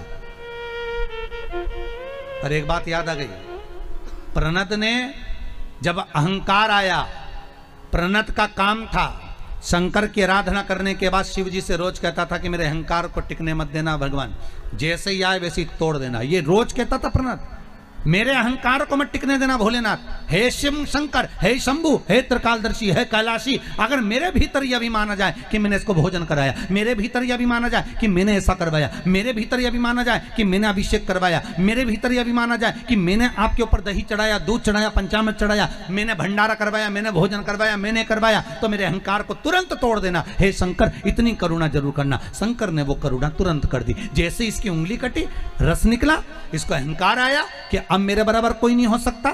मेरे शरीर में रक्त की जगह पत्तियों का, फल का रस भरा गया है, अब मेरे बराबर कोई नहीं हो सकता। मैंने इतना पुण्य करा, मैंने इतना फल प्राप्त कर लिया। उसी समय शंकर भगवान एक बूढ़े का रूप रखकर आ गए। मेरा ओघड़दानी, मेरा त्रिकालदर्शी, मेरा कैलाशी, मेरा शंभु एक बुजुर्ग का रूप रखकर आ गया, एक बूढ़े का रूप रखकर आ गया। और बूढ़े का रूप रखकर प्रणत के सामने आकर बोले, ओ प्रणत। प्रणत बूढ़े को देखकर बोले, हे बाबा, तो मुझे जानता नहीं है, तो मुझे पहचानता नहीं है। शंभू बूढ़े का रूप रखकर बोले, पहचानने की जरूरत क्या है? तुम्हें मालूम नहीं है बाबा, तुम्हारी उंगली काटूंगा तो उसमें से रक्त निकलेगा, तुम्हें मालूम है? मेरा तप बल कितना प्रबल होगा कि मेरी उंगली कटती है तो उसमें से देखो ये पत्ती और फल का रस निकलता है।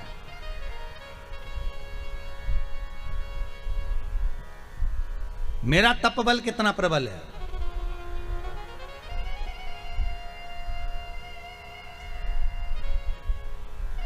एक बात बहुत ध्यान से सुनना, थोड़ा आप लोगों को लग सकता है बुरा, पर लग जाए तो हमें कोई फर्क नहीं पड़ता बुरा लगने में भी। किसी किसी के शरीर में जब देवी देवता आते हैं ना किसी के शरीर में, तो वो ऐसा घूम घूम कर सबको बताते हैं, और बताने के बाद उनकी बात सही हो जाती है। बोलो होती कि नहीं होती? कई बार सही हो जाती है। वो सही बात कब तक होती है? जब तक वो घूमने वाले के मन में अहंकार ना आए, लोभ ना आए, आसक्ति ना आए, तृष्णा ना आए। जब उसने कमाई का केंद्र बना लिया, जब उसने लोभ का केंद्र बना लिया, जब उसने कमाई का स्रोत बना लिया, जब उसने अहंकार का स्रोत बना लिया कि मेरे वचन सत्य हो जाते हैं, मैंने ऐसा कर दिया, मेरे यहाँ इतने लोग आते हैं, मेरे संग में ऐसा होता है, तो उसकी वाणी धीरे धीरे समाप्त हो जाती है। उस वचन को भगवान समाप्त कर देते, फिर उस स्थान पर कोई सुख का भान नहीं होता।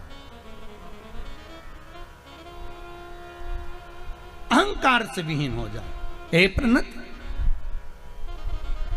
भगवान शिव बूढ़े का रूप रखकर करें तो वो कहता है कि मेरे हाथ में मेरी तप साधना कितनी प्रबल होगी कि पत्ती का रस, फल का रस मेरे हाथों से निकल रहा है। आपका हाथ काटूंगा तो उसमें केवल रक्त निकलेगा, और मेरे हाथ में पत्ती और फल का रस निकल रहा है। मैंने कितनी साधना करी होगी। इतने में शंकर भगवान बूढ़े का रूप रखकर बोले, रे ए बाबा, अरे ओ ऋषि, तेरा भी शरीर जलेगा तो भस्म बनेगा, और मेरा भी शरीर जलेगा तो भस्म बनेगा। ये वृक्ष भी जलेगा तो भस्म बनेगा, और मनुष्य भी जलेगा, जम के बोलो, तो भस्म बनेगा। एक जानवर भी जलेगा तो भस्म बनेगा, एक पत्ती भी जलेगी तो भस्म बनेगा, एक तलातल भी जलेगा तो भस्म बनेगा, एक रसातल भी जलेगा तो, बोलते जाओ, भस्म बनेगा। एक पशु, पक्षी, जानवर, मनुष्य, जलचर, थलचर, वायुचर, कुछ भी जलेगा तो जलने के बाद केवल भस्म रह जाती है, उसके सिवाय कुछ नहीं रहता। शंकर भगवान के जब शब्द उस प्रणद ने सुने तो उसका अहंकार चले गया। क्या ऐसा होता है कि शरीर में भस्म रह जाती है? शंकर भगवान ने अपनी उंगली काटी और उसमें से भस्म निकलना जब चालू हुई, प्रणत के हाथ में आई। प्रणत ने उस भस्म को लेकर शंकर की उंगली को पकड़ लिया। मेरा महादेव मेरे सामने खड़ा है और मैं पहचान नहीं पाया, इतनी देरी कर दी मैंने पहचानने में। मेरा देव अधिदेव महादेव मेरे सामने और मैं पहचान नहीं पाया। शंकर भगवान अपने असली स्वरूप में आकर कहते हैं, अरे प्रणत, अहंकार जब सिर पर चढ़ जाता है तो भगवान पहचान में नहीं आता है। जब अहंकार जाता है तब शंभो को पहचान आ जाता है। प्रणत ने सबसे पहली भस्म भगवान शंकर को समर्पित करी थी। शिव महापुराण की कथा कहती है पहला भगत था जो शंकर को भस्म चढ़ाया। क्या नाम था उसका? जम के बोल दो। प्रणत। कभी कोई आपसे पूछ सकता है तो आप उत्तर दे सकते हो। भगत प्रणत ने भस्म शिव को चढ़ाई थी। और शंकर की भी भस्म आरती काशी में, उज्जैनी में होती है। शंकर जी की भस्म आरती हर जगह नहीं होती और हर जगह करना भी नहीं चाहिए भस्म आरती। आप शंकर जी की धूप आरती कर दो, अगरबत्ती की आरती कर दो, दिया की आरती कर दो, वस्त्र आरती कर दो, रतन आरती कर दो, आभूषण आरती कर दो, पुष्प आरती कर दो, रुद्राक्ष आरती कर दो, पर शिव जी की आरती, भस्म आरती हर कहीं नहीं करना चाहिए। भस्म आरती का प्रमाण जहां है वहीं पर करना चाहिए। हाँ, शिव जी की रुद्राक्ष आरती भी होती है। 1 मुखी से लेकर 14 मुखी रुद्राक्ष होते हैं। कितने मुखी तक होते हैं? जम के बोलिए। 1 मुखी से लेकर 14 मुखी रुद्राक्ष, जिसमें सर्वश्रेष्ठ रुद्राक्ष होता है 1 मुखी। 3 मुखी रुद्राक्ष बच्चों की पढ़ाई के लिए होता है। जो बच्चा पढ़ने में कमजोर होता है उसको 3 मुखी रुद्राक्ष पहनाया जाता है। 5 मुखी रुद्राक्ष घर के कार्यों को सफलता प्रदान करता है। कोई वस्तु घूम गई है, चाबी नहीं मिल रही, सोने की चेन नहीं मिल रही, कोई अंगूठी घूम गई, कहीं रखा गई, 5 मुखी रुद्राक्ष को चावल की कटोरी में घर के बीच सेंटर में ले जाकर रख दीजिए, खोई हुई वस्तु मिलना प्रारंभ हो जाती है। महाराज 7 मुखी रुद्राक्ष, कोई अगर बहुत गरीब से गरीब व्यक्ति है, ठेला चलाने वाला भी है, 7 मुखी रुद्राक्ष को धारण करता है तो संपदावान बनता है। 11 मुखी रुद्राक्ष, 12 मुखी रुद्राक्ष, 9 मुखी रुद्राक्ष, 10 मुखी रुद्राक्ष, ये बीपी, शुगर, ब्लड प्रेशर के लिए होते हैं। इनको हाथ में माताएं धारण करती हैं, पुरुष लोग पहनते हैं। रुद्राक्ष की महत्वता, कभी कभी अगर मान लो घर में अगर क्लेश ज़्यादा हो, अशांति हो, मन अच्छा नहीं लग रहा हो, या बीमारियां बहुत ऐसा लग रहा है कि कोई बड़ी बीमारी ना घेर ले, तो 5 या 7 दिन तक पानी के लोटे में एक रुद्राक्ष डाल दिया करो। कोई सा भी मुखी रुद्राक्ष पानी के लोटे में डाल दिया और उस पानी को ले जाकर शंकर जी को चढ़ा दिया। अपना नाम बोलकर भगवान शिव का स्मरण कर कर ओम नमः शिवाय, श्री शिवाय नमस्तुभ्यम या महामृत्युंजय मंत्र का स्मरण कर कर आप शंकर को चढ़ा 5-6 दिन चढ़ाओ, आपके मन को अच्छा लगने लगेगा, मन को शीतलता लगेगी, मन को आनंद आएगा। आपको जब रोना आए, आपको लगे कि आज मुझे अच्छा नहीं लग रहा, आज मेरा दिन बड़ा बेकार सा जा रहा है, मुझे बिल्कुल बेचैनी हो रही है, नींद नहीं आ रही, बेचैनी बड़ी हुई है, तो एक कटोरी में रुद्राक्ष को डाल दीजिए। कोई सा भी रुद्राक्ष आपके पास है, जो भी असली रुद्राक्ष आपके पास में, उसको कटोरी में डाल दो और उस रुद्राक्ष के जल को 5-7 मिनट तक हथेली में रखकर भगवान शंकर का स्मरण कर कर श्री सोमेश्वर महादेव का नाम लेकर उस जल को पी लीजिए। रुद्राक्ष को निकाल कर रख दीजिए। रुद्राक्ष को निकाला और जल को पी लिया। महाराज मन में शीतलता होगी, बेचैनी समाप्त होगी और महाराज शंकर का अनुमोदन। और एक और बात ध्यान दीजिए, जब आपकी धड़कनें बढ़े, एकदम ऐसा लगे कि मुझे पसीना आ रहा है, बीपी शुगर जैसा महसूस हो रहा है कि बीपी ऊंचा नीचे, तभी भी रुद्राक्ष का पानी शंकर को स्मरण कर कर, सोमेश्वर महादेव का नाम लेकर या श्री शिवाय नमस्तुभ्यम का जाप कर कर कटोरी में पड़ा हुआ रुद्राक्ष का जल थोड़ा सा पी लीजिए। बिल्कुल शरीर को एकदम शांति मिलेगी। ऊपर नीचे जो बीपी हो रहा होगा थोड़ा आराम लग जाएगा। रुद्राक्ष शंकर का एक स्वरूप, शिव का एक प्रतिबिंब।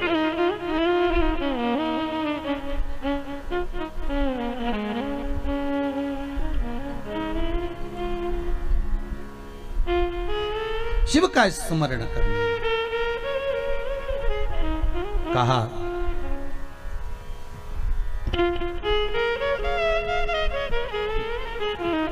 प्रणत अहंकार को छोड़ेगा तो मुझे फिर प्राप्त होगा। छवि कृति राजा अहंकार को छोड़ दिया तो शंकर को मिलना था, पर अहंकार छूट नहीं पाया, इसलिए शनि महाराज ने उसको मार। मैना की गोद से पार्वती जो प्रकट हुई, वो पार्वती मैया ने तब साधना कर कर शिव को प्राप्त कर लिया। शंकर और पार्वती का मंगल विवाह हो गया। शिव पार्वती का विवाह कराने का कारण केवल इतना सा था कि तारकासुर का संहार करना। तारकासुर का संहार,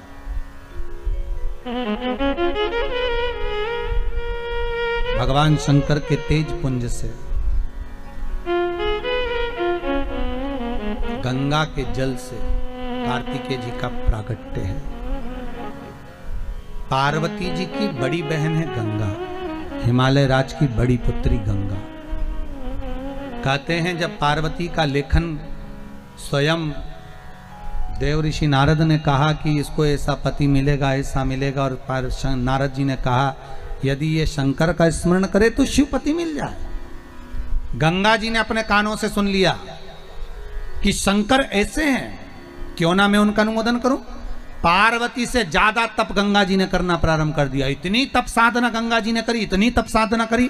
एक दिन पार्वती को मालूम पड़ गया कि मेरी बड़ी बहन गंगा शंकर जी को रिझा रही है और मैं भी शंकर को रिझा रही हूँ, शंकर तो एक के पति बनेंगे। फिर गंगा रिझा रही तो क्या होगा। पार्वती जी ने थोड़ा सा छल कर दिया। और छल क्या करा, पार्वती जी ने, छल तो नहीं कहेंगे, पार्वती अपनी सहेली से कहने लगी, अरे सखी, अरे ओ सखी, मैंने सुना है कोई संत अगर अपने दरवाजे पर से निकले, एक लोटा पानी भरकर संत के ऊपर डाल दो तो संत प्रसन्न हो जाते हैं। गंगा जी ने कान लगाकर सुन लिया। इसलिए जीजियों आपसे भी निवेदन है, कभी किसी के यहाँ कान लगाकर मत सुनना हो। गंगा जी की हालत देखो क्या कर दी वो पार्वती जी ने कान लगाने के चक्कर में। केवल कान लगाने के चक्कर में गड़बड़ हो गई। कभी कभी हो जाता है।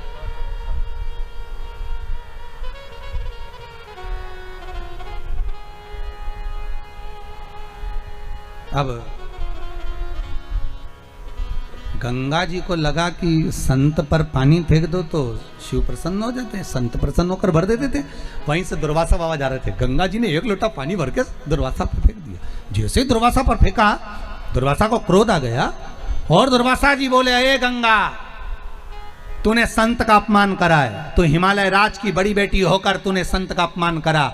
मैं दुर्वासा तुझे श्राप देता हूं कि तू स्त्री के शरीर को छोड़कर पानी के रूप में बहेगी। गंगा की आंख में आंसू भर गए। गंगा नैनों में जल भरकर रोने लगी कि मेरा स्त्री का शरीर छूटेगा और मैं पानी के रूप में बहूंगी। गंगा ने हाथ में जल लिया, मेरी बहन पार्वती ने मेरे साथ छल किया है। और गंगा हाथ में जल लेकर पार्वती को श्राप देने वाली थी। इतनी देर में शंकर भगवान प्रकट हो गए। भोलेनाथ ने कहा, गंगा क्या कर रही है? ये गंगा तुम कर क्या रही हो? गंगा जी बोली, मेरी बहन ने मेरे साथ छल किया।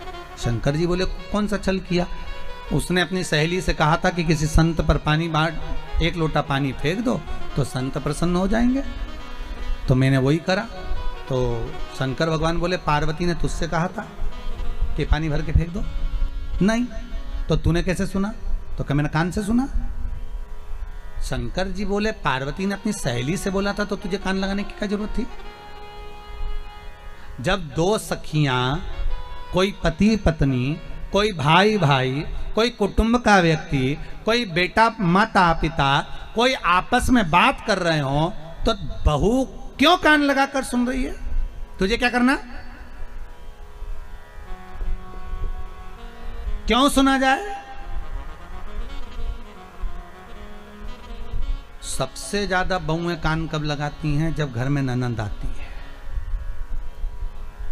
जब ननंद घर में आई और बहुओं के कान हाथी के कान जैसे हो जाते हैं। ध्यान रखो अम्मा क्या क्या दे रही है जीजी को।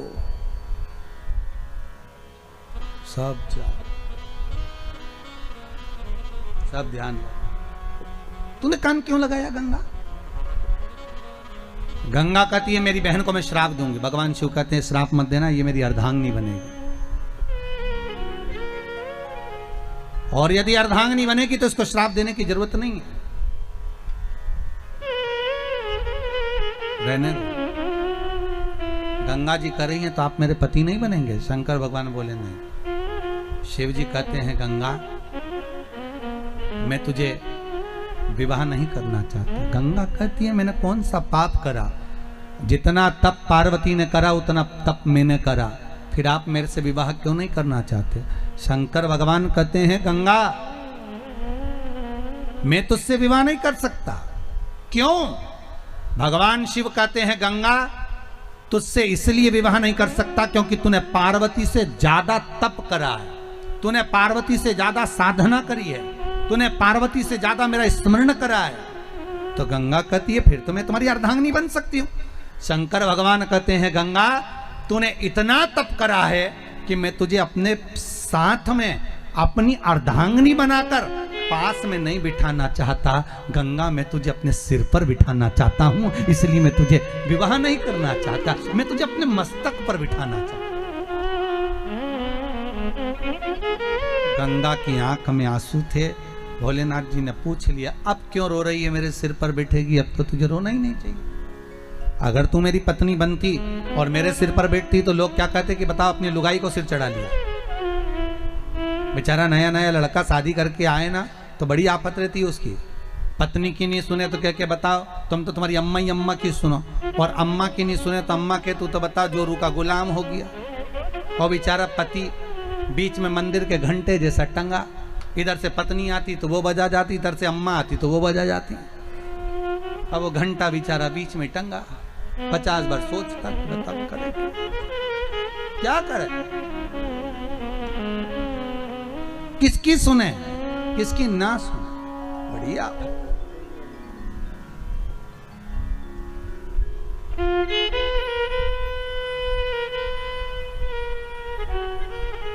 अब गंगा मैं तुझे सिर पर बिठाऊंगा। गंगा रो रही, तू रो क्यों रही है? मैं आपसे कुछ वर मांगना चाहती हूँ। शिव जी बोले मांग ले, तुझे क्या चाहिए? गंगा कहती पहला वर दीजिए। जब तक किसी की अस्थियां गंगा के जल में पड़ी रहेगी तब तक वो जीवात्मा बैकुंठ में पड़ी रहेगी। शिव जी ने कहा तथास्तु। दूसरा वर मांग ले। गंगा कहती है मुझे दूसरा वर दीजिए, आपका और मेरा नाम एक साथ चले, मैं इतना चाहती हूँ। शिव जी ने कहा तथास्तु। जो गंगा नहाएगा वो हर हर गंगे कहेगा, मेरा नाम तेरे नाम से जुड़ा जाएगा। फिर शिव जी ने कहा ये 2 वर तो तूने मांग लिए, तीसरा वर मैं अपनी तरफ से देता हूं गंगा। मेरे बच्चे पार्वती के गर्भ से प्रकट नहीं होंगे, मेरे बच्चे तेरे जल से प्रकट होंगे, तेरे जल से मेरे बच्चे प्रकट होंगे। और शंकर भगवान के 6 पुत्र गंगा के जल से प्रकट हुए। वो बालक 6 जब एक साथ प्रकट हुए तो रोने लगे, एक साथ दूध पिए, एक साथ रोए, एक साथ पानी पिए। गंगा मैया बड़ी परेशान हो गई। गंगा जी ने उसी समय पर कृतिकाओं को बुलाया। कृतिकाओं, अरे संतों की पत्नियां आओ और हमारे इन बच्चों का पालन करो। कृतिकाएं भी परेशान हो गई तो कृतिकाओं ने विचार करा ये 6 अलग अलग है, इनको एक कर दे तो कैसा रहेगा। सारी संतों की पत्नियों ने 6 बालक को गंगा के घाट पर सुलाया, हाथ में जल लिया। अगर हमारा पतिव्रता धर्म का पालन हम करते हैं, हमारा सातित्व पक्का है, हमने अगर पति को परमेश्वर माना है, तो ये 6 की 6 बालक एक हो जाएं। और इन्होंने हाथ में जल लेकर जो छोड़ा, 6 बालक एक हो गए, मुख 6 हो गए, बालक एक हो गया। कृतिकाओं ने एक करा, इसलिए उसका नाम कार्तिकेय हो गया। क्या नाम पड़ गया? एक बालक। अब कार्तिकेय महाराज प्रकट हो गए। देखो शंकर भगवान के 6 लड़के गंगा के जल से, 5 लड़की गंगा के जल से, गंगा के जल से, भगवान शिव के। शिव आराधना का फल ही है ये। जाओ कार्तिकेय, मां जगत जननी जगदम्बा माता पार्वती कह रही है कार्तिकेय जाइए और जाकर तारकासुर का संहार करो। तारकासुर को मारने के लिए उसी समय पर कार्तिकेय जी निकल जाते हैं, पर माता कहती है कार्तिकेय सुनो, जाओ मना नहीं है, संहार करो, तारकासुर का मना नहीं है। पर तारकासुर ने शंकर की आराधना बहुत करी है, शिव की अर्चना बहुत करी है, इसलिए उस तारकासुर को ज्यादा तड़फन ना हो इसका भान रखिएगा। कार्तिकेय जी ने तारकासुर का संहार करा। देवताओं ने पुष्पों की वृष्टि करी, गंधर्व गान करे, अप्सराएं नृत्य करी, चारों तरफ आनंद स्थापित हुआ, चारों तरफ आनंद की लहर छा गई। तारकासुर का संहार हो गया। और तारकासुर का जब संहार हुआ, देवता चहुदिश आनंद ही आनंद स्थापित करते हैं। श्री कार्तिकेय महाराज की जय। हर हर महादेव, हर हर महादेव, हर हर महादेव। भगवान शिव की पावन कथा। आज कौन से दिन की कथा है? चौथा दिन की। कितना और बचा है? 3 ही बचे हैं, 3 दिन और बचे हैं। आज चतुर्थ दिवस का विराम होगा। 5वें दिन की कल आनंदमय कथा का रसास्वादन करेंगे। अभी गणेश जी महाराज का जन्म महोत्सव भी आनंदमय हो जाएगा। कल कथा में 5वें दिन की कथा में प्रवेश करते हुए भगवान शिव आनंद की राशि में, भगवान शंकर आनंदमय। श्री कार्तिकेय महाराज जब आनंद के साथ पधारे, देखा कार्तिकेय बाबा ने, मैया ने आरती उतारी आज कार्तिकेय जी की, क्योंकि कार्तिकेय ने सबसे बड़ा काम एक करा था। कि तारकासुर का जो संहार किया था, उस तारकासुर के संहार में एक बात का ध्यान रखा था कार्तिकेय ने कि तारकासुर के हृदय में बाणों को नहीं चलाया था, क्योंकि उसके हृदय चित्त में शिव समाया हुआ था। उसके हृदय चित्त में शंकर बैठा हुआ था। और बहुत ध्यान दीजिएगा, महाराज बहुत सुंदर बात कही है। किसी ने लिखा था, कहीं हमने पढ़ा था कि अगर इस दिल को महादेव के सामने खोल दोगे तो ये दिल फिर हॉस्पिटल में नहीं खोला जाएगा। ये जो हार्ट अटैक की जो बीमारी होती है ना, हार्ट की, ये इसीलिए होती है क्योंकि लोग अपने मन की बात अंदर ही अंदर डाले जाते हैं। कचरे जैसा डस्टबिन का डब्बा बना कर रखते हैं, उसको भरे जाते भरे जाते भरे जाते, तो एक दिन ब्लास्ट तो करेगा, तो कचरा कहीं ना कहीं तो अड़ेगा, ये ब्लॉकेज तो कहीं ना कहीं होगा। इस दिल को, इस मन को जो भगवान के सामने खोल देता है, अपने मन की बात, अपने वृत्ति की बात, अपने हृदय की बात, अपने चित्त की बात जो शंकर से कह देता है, वहां दिल खोल लिया, मन खुल गया, भगवान से कह दिया, तो समझ लो फिर ये दिल फिर हॉस्पिटल में नहीं खुले, फिर नहीं खुले।